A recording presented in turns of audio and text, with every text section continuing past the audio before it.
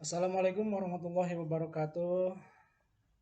Bismillah, alhamdulillah, wassalatu wassalamu ala rasulillah Sayyidina Muhammad ibn Abdullah wa ala alihi wa sahbihi wa mawala amma ba'du.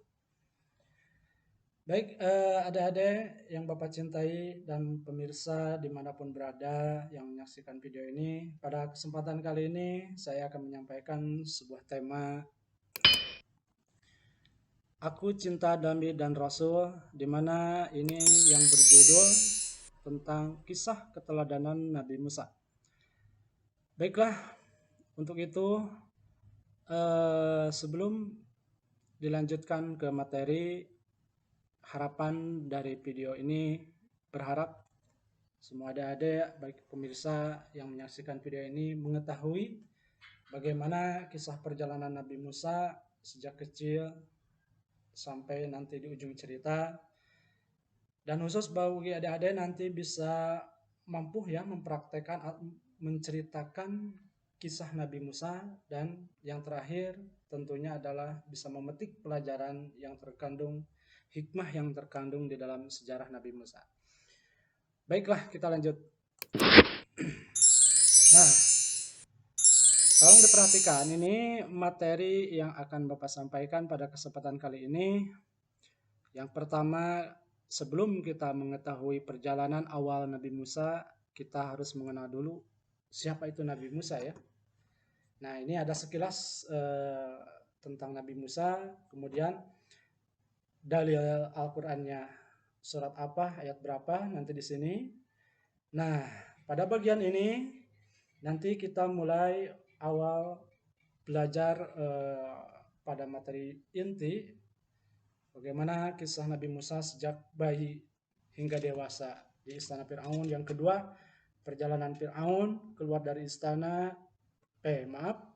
kisah perjalanan Nabi Musa keluar dari istana Fir'aun dan pergi ke suatu kota Madian.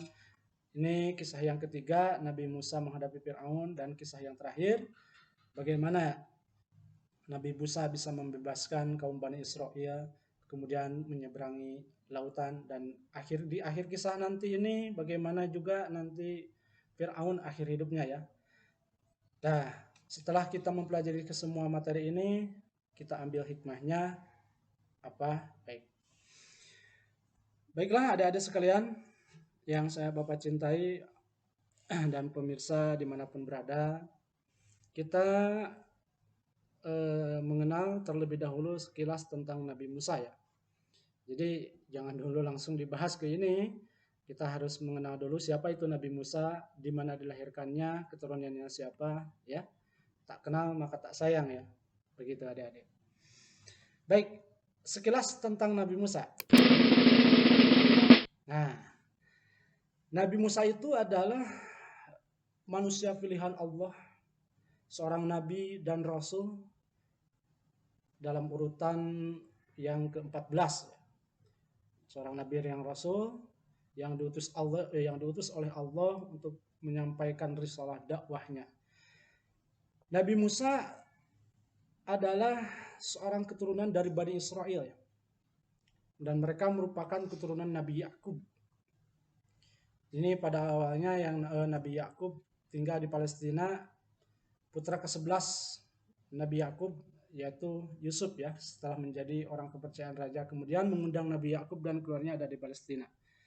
Nah, berdasarkan sejarah dan riwayat, Nabi Musa ini keturunan dari ayahnya yang bernama Imran, keturunan dari Lewi, putra ketiga dari Nabi Yakub. Adapun ibunya Nabi Musa yang bernama Yokabad ya. Keturunan Lewi juga merupakan saudara dari ayah Imran. Nah, baik adik-adik. Kemudian Nabi Musa itu hidupnya terlahir pada zaman kerajaan Fir'aun, ya. Di mana Raja Fir'aun itu terkenal dengan kesombongannya, bahkan dirinya menganggap sebagai Tuhan. Begitu.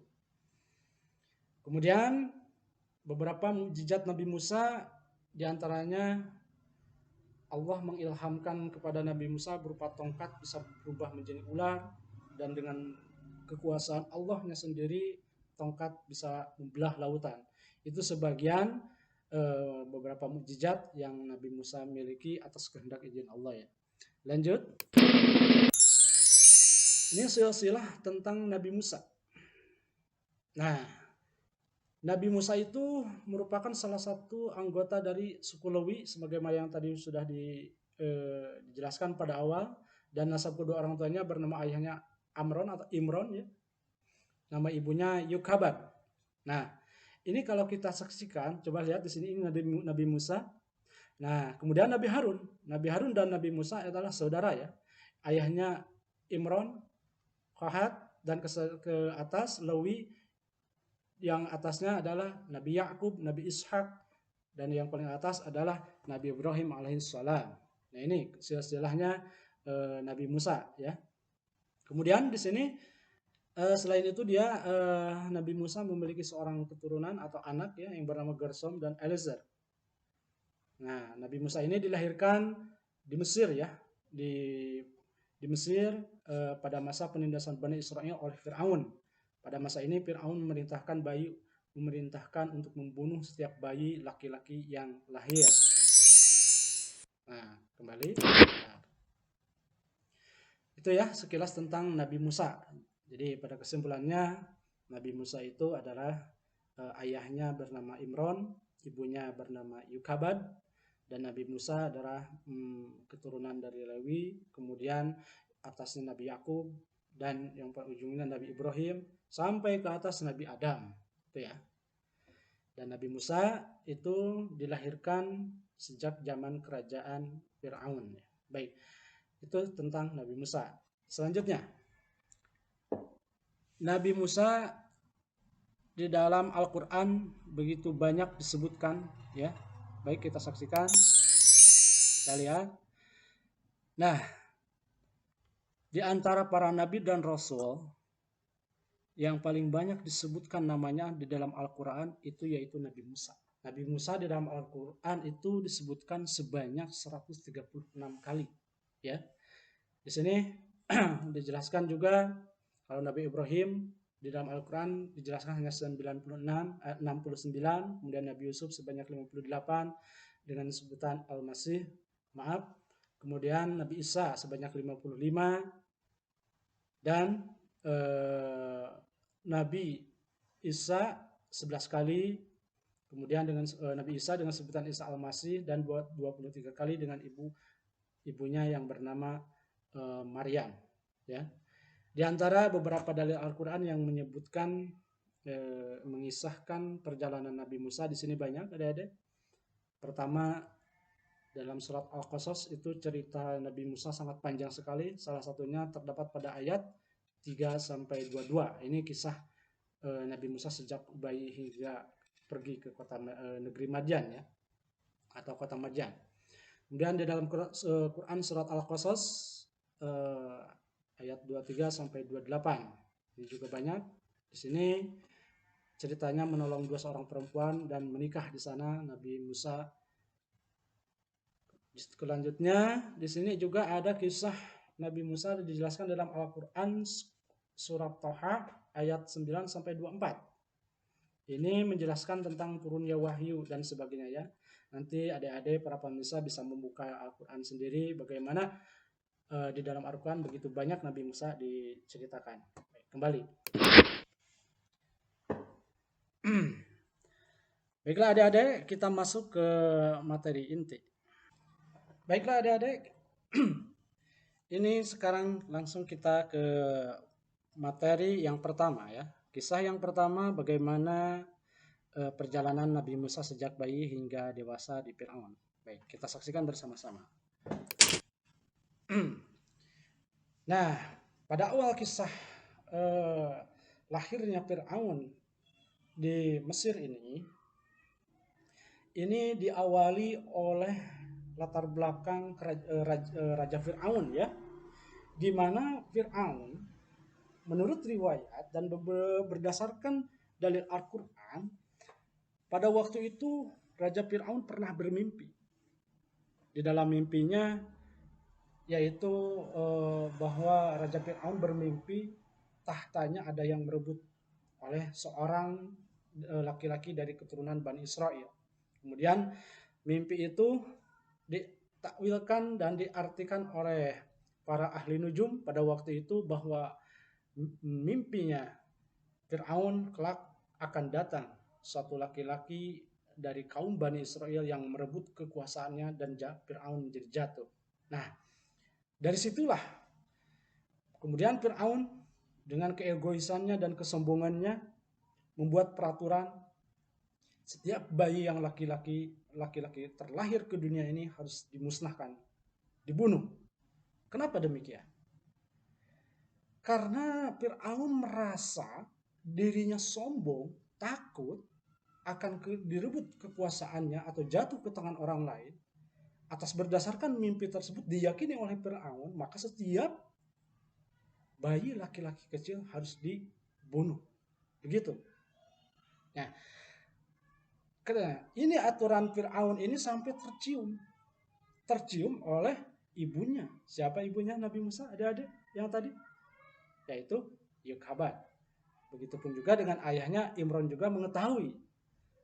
Dan intinya keluarga, baik ayahnya, ibunya, dan saudaranya Fir'aun mengetahui akan hal ini, tentang bahwa setiap bayi yang laki-laki lahir harus dibunuh. Nah, ketika itu turunlah wahyu atau Allah mengilhamkan kepada ibunda Nabi Musa agar bayinya Musa alaihissalam diselamatkan dan disimpan dalam sebuah peti kemudian dihanyutkan ke dalam sungai. Mengapa demikian?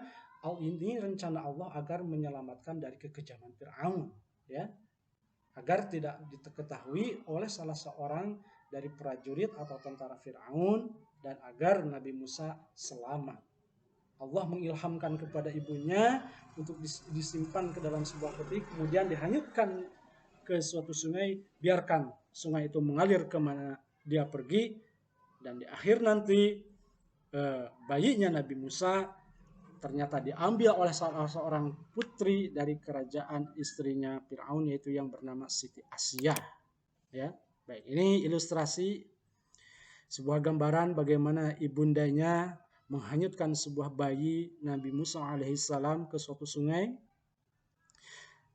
Kemudian di penghujung sungai, bayi kecil Nabi Musa ini ditemukan oleh salah seorang putri kerajaan istrinya Fir'aun, ya.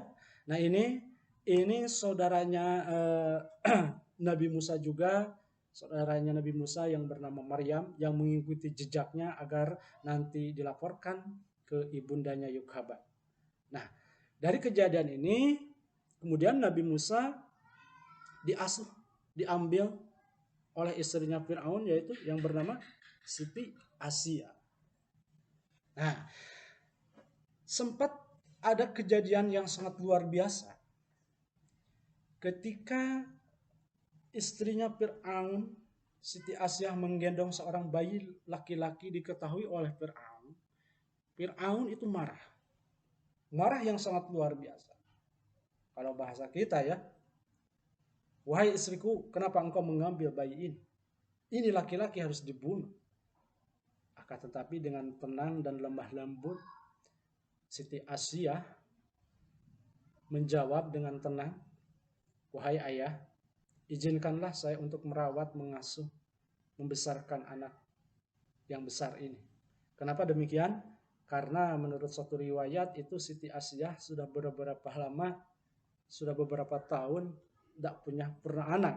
Ketika melihat seorang anak bayi laki-laki yang mungil, lucu, dan memiliki wajah yang tampan, merasa ingin memiliki seorang putra.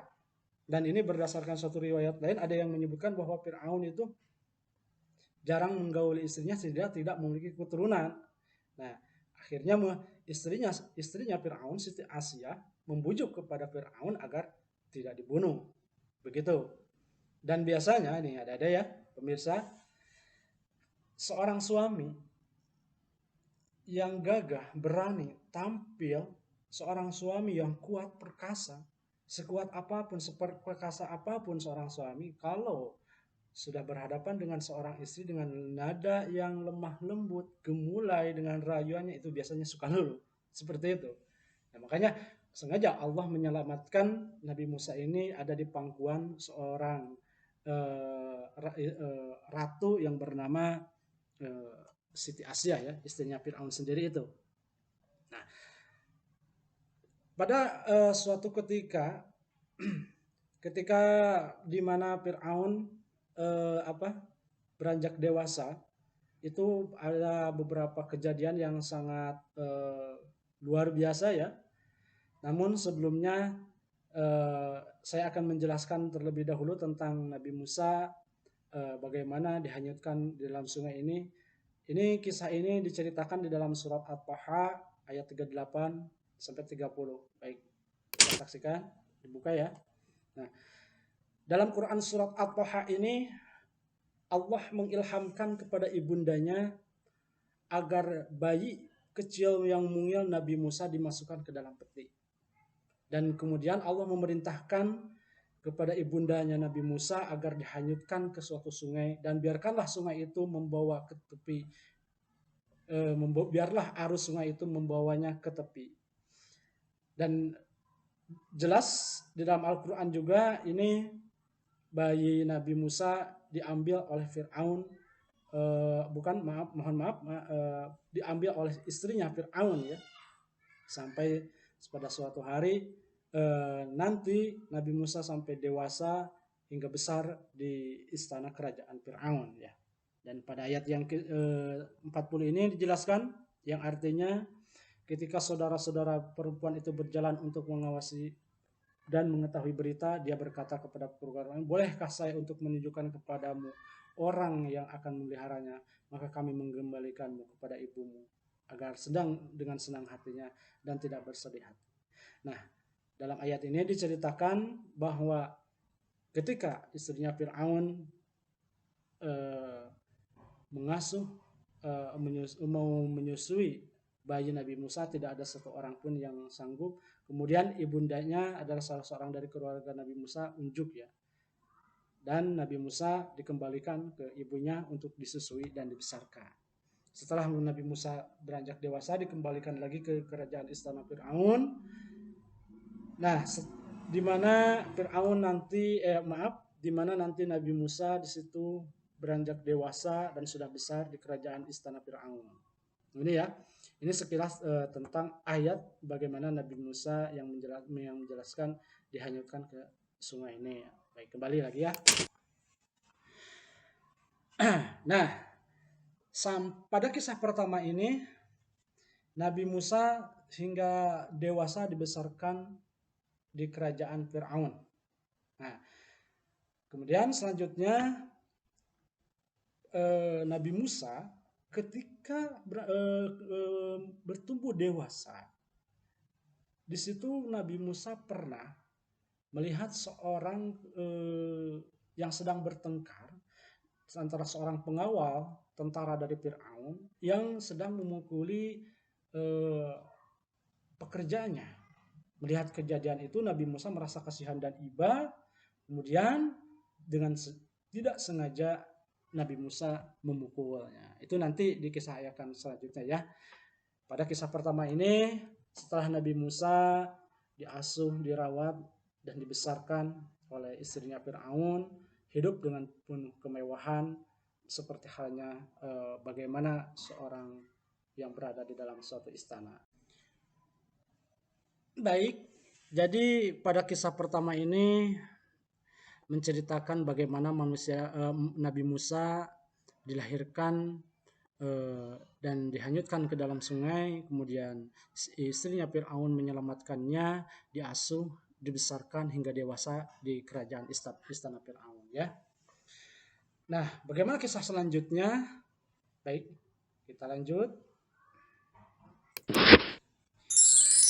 Kisah selanjutnya ketika Nabi Musa sudah dewasa di kerajaan istana Fir'aun, di situ Nabi Musa mengalami suatu kejadian, di mana kejadiannya, baik, kita saksikan bersama-sama, ya. Ini kisah yang kedua. Nah, Pada kisah yang kedua ini di bagian A itu Nabi Musa pernah mengalami suatu hal yang luar biasa, di mana Nabi Musa di situ melihat ada seorang pengawal yang memukul seorang budaknya yang sedang bekerja. Melihat kejadian itu Nabi Musa merasa iba dan tega kalau ada seorang yang dipukuli dengan tidak wajar, yang disiksa atau tidak wajar. Nah, melihat kejadian ini Nabi Musa segera bergegas. Kalau kata kita mungkin, apa ini yang wahai Tuhan, apa yang hendak engkau lakukan sehingga engkau memukuli orang yang tidak berdaya dan lemah? Nah, ini maaf ya, ini hanya ilustrasi. Dalam cerita ini Nabi Musa sampai bertengkar dengan seorang pengawal Fir'aun ini, hingga ketika dalam pertengkaran tersebut dipukul oleh Nabi Musa dengan tidak sengaja sampai mati, sampai meninggal. Akan tetapi perlu diketahui Nabi Musa tidak bermaksud untuk membunuh seorang pengawal ini. Nabi Musa hendak maksud menolong orang yang sedang dianiaya oleh pengawal ini. Dengan pukulannya tiba-tiba meninggal. Dan kejadian ini perlu diketahui adik-adik ya, ini dikisahkan dalam Quran surat Al-Qasas ayat 15 sampai 16, yang mana artinya Nabi Musa masuk ke kota ketika penduduknya sedang lengah. Dia mendapati dalam dua kota itu dua orang laki-laki yang sedang berkelahi. Seorang dari golongan Bani Israel dan seorang lagi dari golongan musuhnya kaum Fir'aun. Yang tadi dimaksud adalah musuhnya kaum Fir'aun itu adalah pengawalnya itu ya, algojonya ya. Barang siapa yang bekerjanya lalai, lengah atau tidak berdaya, maka akan dipukuli oleh pengawal itu. Orang yang dari golongannya meminta pertolongan kepadanya untuk mengalahkan orang yang dari golongan musuhnya. Musa lalu memukulnya tanpa sengaja membunuhnya dan berkata, ini termasuk perbuatan setan. Sesungguhnya dia adalah musuh yang jasa menyesatkan. Ketika kejadian itu Nabi Musa memohon ampun kepada Allah dan berkata, ya Allah, sesungguhnya aku telah menzalimi diriku sendiri, maka ampunilah aku. Dan Allah pun mengampuni kesalahan Nabi Musa karena itu adalah sesuatu hal yang tidak disengaja. Nah, baik, kembali ya, Dede. Nah, pada kisah kejadian ini sehingga sampai tercium atau mengetahui Fir'aun bahwa Nabi Musa dianggap telah membunuh salah seorang pengawalnya. Atas kasus ini, kemudian oleh saudaranya ada seorang yang menginstruksikan agar Nabi Musa harus cepat-cepat pergi dan keluar dari istana Fir'aun. Kenapa? Karena kalau Nabi Musa masih berada di dalam lingkungan istana Fir'aun, itu bisa-bisa Nabi Musa nanti akan dibunuh oleh Fir'aun. Makanya di dalam cerita ini, atas kejadian peristiwa ini, ada yang menyebutkan bahwa Nabi Musa pergi sendiri, kabur dengan sendirinya. Ada yang menyebutkan bahwa Nabi Musa disuruh oleh seorang saudaranya, teman dekatnya yang harus pergi. Entah kemana Nabi Musa nanti pergi tanpa suatu arah ya. Baik, kita lanjut ceritanya ya, adik-adik. Nah, ini baru kisah yang kedua bagian A. Selanjutnya. Nah, pada kisah bagian yang kedua ini diceritakan ketika Nabi Musa keluar dari istana kerajaan Fir'aun. Entah kemana Nabi Musa perginya, melewati gurun pasir yang tandus, berjalan kaki, mengarungi pasir yang begitu panas dan gersang. Di suatu tempat, ketika itu Nabi Musa melihat dua orang laki-laki yang sedang bertengkar. Oh, mohon maaf, pada kisah ini Nabi Musa ketika dekat pepohonan, ketika beristirahat, melihat ada dua perempuan yang sedang berdesak-desakan hendak mengambil air ya. Nah, diceritakan dalam suatu ayat bahwa orang tersebut hendak mau mengambilkan air untuk kebutuhan hidupnya, kemudian tiba-tiba ada seorang penjahat yang mengganggu kedua orang perempuan tersebut. Dan tiba-tiba Nabi Musa melihat kejadian ini, menolong kedua orang perempuan tersebut, sehingga para penjahat pun juga nanti lari. Nah, ini mohon maaf, ini hanya sebuah ilustrasi ya. Jadi ini hanya ilustrasi bahwa dalam ketika Nabi Musa berada di negeri Madyan, ini menolong kedua orang perempuan, di mana kedua orang perempuan ini nanti adalah putrinya Nabi Syuaib ya, Nabi Syuaib. Nah, di sini nanti akan dipertemukan Nabi Musa dengan Nabi Syuaib. Nah, baik, adik-adik, kita lanjut. Next. Maaf. Kisah ini diceritakan di dalam Al-Qur'an, Quran surat Al-Qasas ayat 23-25. Nah, di dalam Quran surat Al-Qasas ayat 23-25 ini menceritakan bahwa cerita yang tadi sudah disampaikan itu ayatnya ini ya, terdapat dalam surat Al-Qasas ayat 23-25. Nah, ini contoh, misalkan saya ambil ayat 24. Maka Musa memberikan minum kepada kedua perempuan itu, kemudian berpergilah ke tempat yang teduh. Lalu Nabi Musa berkata, "Ya Allah, ya Tuhanku, sesungguhnya aku sangat memerlukan suatu kebaikan rezeki yang Engkau turunkan." Dan lalu datanglah kepada Nabi Musa salah seorang dari kedua itu sampai berjalan dengan malu-malu. Dan nanti ini salah satu dari kedua orang perempuan ini akan dikawinkan oleh bapaknya, yaitu Nabi Syuaib ya. Kembali.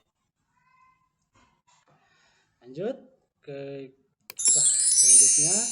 Nah, baik adik-adik, ini pada kisah yang bagian kedua, bagian C ini,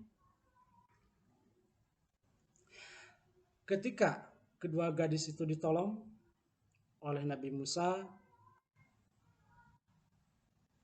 sampai kedua perempuan itu mengajak pulang ke rumahnya dan menceritakan kepada ayahnya mereka bahwa telah ditolong oleh seorang yang berhati mulia ya. Salah seorang dari gadis itu berkata untuk meminta, "Ya wahai ayah, ambillah laki-laki ini Musa sebagai orang yang bekerja pada kita." Nah, Nabi Musa ketika kejadian itu diajak ke rumahnya dan untuk dipekerjakan di rumahnya karena menilai bahwa perempuan tersebut ini adalah orang laki-laki yang berhati mulia ya. Dan ayahnya pun mengabulkan permintaan putrinya. Ternyata ayahnya tersebut, ayah kedua wanita ini adalah tak lain adalah Nabi Syuaib. Nah, disinilah bertemunya Nabi Musa dengan Nabi Syuaib. Kemudian yang pada akhirnya Nabi Syuaib menikahkan salah satu putrinya yang tadi dengan Nabi Musa alaihissalam. Ya, ini ada ini hanya ilustrasi ya, hanya sebuah gambaran. Nah, ini ayahnya kedua putri tadi menawarkan atau mengajak kepada Nabi Musa agar menikahi salah satu putrinya. Baik, lanjut ya.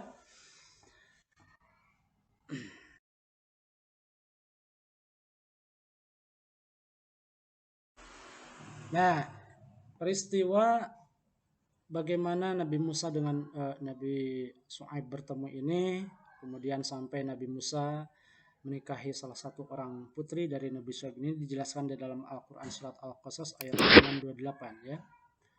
Nah, ini dalil Al-Quran yang menjelaskan kisah tersebut. Salah seorang dari kedua perempuan itu berkata, "Wahai ayahku, pekerjakanlah dia, sesungguhnya dia sebaik-baiknya orang yang engkau pekerjakan." Dan Nabi Musa, dia ayahnya perempuan tersebut, Nabi Syuaib, maksudnya bermaksud untuk menikahkan dengan salah seorang kedua putrinya dan seterusnya ya. Ini dalil Al-Quran yang menjelaskan tentang bagaimana bertemunya Nabi Musa dengan Nabi Syuaib kemudian menikah dengan salah satu putrinya. Itu ya, ada ya. Nah, lanjut. Baik, kita akan lanjut ke kisah kedua bagian D. Nah, pada kisah kedua ini Nabi Musa melihat di atas bukit gunung ada suatu cahaya, ya. Menurut riwayat ini Nabi Musa pada awalnya hendak ingin bertemu dengan Allah, namun Allah menolak beberapa kali. Kemudian pada suatu hari Nabi Musa pergi ke Gunung Sinai dan menetap di sana selama 40 malam untuk menerima wahyu, ya. Nah, sebelum saat kejadian 40 hari itu, pada wahyu pertama ini Nabi Musa bertemu dengan Allah langsung di Gunung Sinai. Gunung Sinai itu sekarang yang disebut dengan Gunung Tursina, ya. Di mana Gunung Tursina itu yang dijelaskan di dalam Al-Qur'an surat At-Tin, ya. Wattini watturi sinin, dan demi buah tin dan negeri Tursina, ya.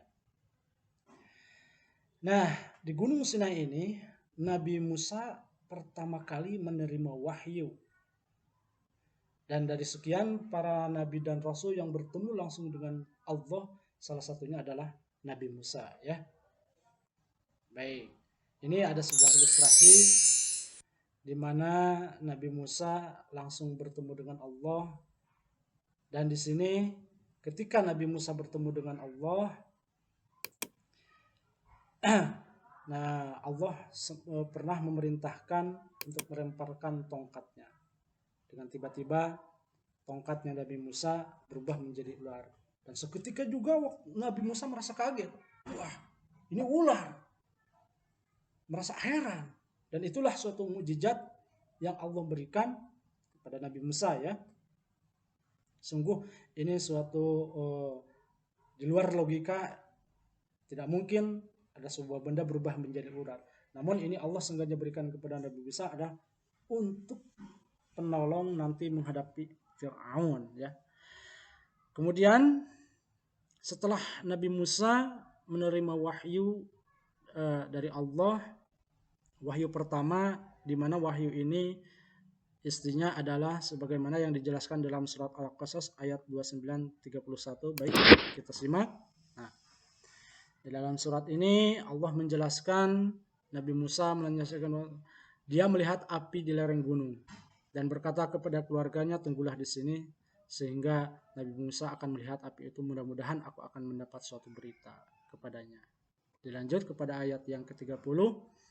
Maka ketika Nabi Musa mendatangi api itu, dia dipanggil dan minggir di lembah di sebelah kanan Nabi Musa dan dari arah pohon di sebidang tanah yang diberkahi. Wahai Musa, Allah berkata kepada Nabi Musa, sesungguhnya aku adalah Allah, Tuhan semesta alam, ya. Kemudian Allah memerintahkan untuk melemparkan tongkatnya. Wahai Musa, lemparkanlah tongkatnya. Maka ketika Nabi Musa melemparkan tongkatnya, seketika tongkat itu bergerak cepat seperti seekor ular yang gesit, ya. Nabi Musa dari kejadian itu merasa bahwa ketakutan, ya. Dan Allah berfirman, wahai Musa, kemarilah dan jangan takut. Sesungguhnya engkau termasuk orang-orang yang aman. Dalam surat Al-Qasas ini ada pula ayat yang menjelaskan yang lain hal yang sama pada surat Toha. Nah, setelah Nabi Musa mendapatkan wahyu pertama ini disusul, kemudian Nabi Musa diperintahkan oleh Allah untuk berangkat ke Fir'aun. Nabi Musa diperintahkan oleh Allah untuk kembali lagi ke negeri di mana Nabi Musa dilahirkannya, yaitu di kerajaan istana Fir'aun. Untuk apa? Untuk mengislamkan, mendakwahkan syariat Islam yang dibawa oleh Nabi Musa dan untuk mengajak Fir'aun beserta kaumnya masuk Islam. Begitu, itu tugas yang begitu besar, yang begitu berat, ya. Dan ini Nabi Musa dihadapi dengan semangat, pantang menyerah. Berbagai rintangan dan cobaan yang dihadapi Nabi Musa untuk menghadapi Fir'aun itu sungguh luar biasa. Dan Nabi Musa tidak mengeluh sama sekali dalam menjalankan perintah Allah ini. Nah, ada pun juga yang dimanapun yang sedang belajar, baik di rumah, di sekolah, dimanapun juga harus bersabar dan pantang menyerah. Jangan cengeng, jangan apalagi bermalas-malasan, harus semangat, ya. Nah, Kemudian setelah Nabi Musa menerima wahyu ini, Nabi Musa berkata, qala rabbi shrah li sadri, wahai Tuhanku, lapangkanlah dadaku, wa yassir li amri, dan mudahkanlah urusanku, dan lepaskanlah kekakuan dalam lidahku agar mereka mengerti perkataanku. Nah, ini di dalam Al-Qur'an surat Thaha ayat 25, 26 sampai 29 ini merupakan doanya Nabi Musa kepada Allah untuk menghadapi Fir'aun agar dimudahkan dalam menghadapinya, baik dalam berkata maupun dalam segalanya. Nah, ini merupakan doa Nabi Musa waktu itu ya. Begitu ya adik-adik ya. Kembali. Nah, baik, selanjutnya bagaimana nanti Nabi Musa menghadapi Fir'aun? Kisahnya kita lanjut ke kisah yang ketiga. Untuk kisah yang berikutnya ini nanti adik-adik bisa disaksikan pada episode selanjutnya ya. Dari Bapak mungkin cukup sekian materi ini disampaikan. Mudah-mudahan ada manfaatnya dan semoga adik-adik dan pemirsa dapat memahaminya. Begitupun juga saya pribadi mohon maaf dari segala kesalahan, kata-kata yang kurang berkenan di hati. Insya Allah nanti di episode yang kedua, episode selanjutnya akan dilanjutkan.